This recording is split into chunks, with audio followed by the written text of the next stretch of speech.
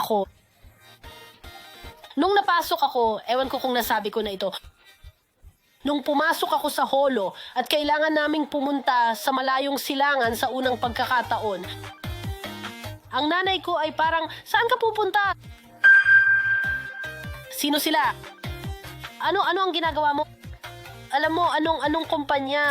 At sinabi niya, sigurado ka bang totoo sila? Totoo ba sila? Ito ba ay tunay na kumpanya? At pagkatapos ay sasabihin niya, kailangan mong maging maingat kapag pumupunta ka sa ibang bansa.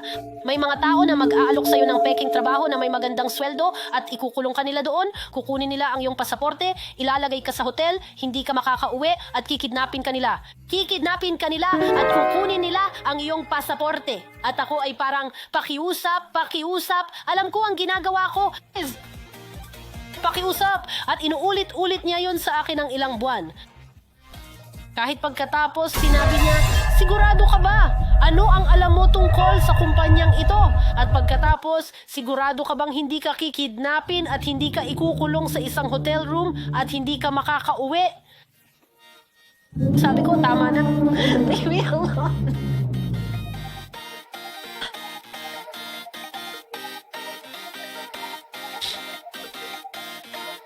Pabayaan mo na ako. Oh, baliw na baliw. Napakabaliw.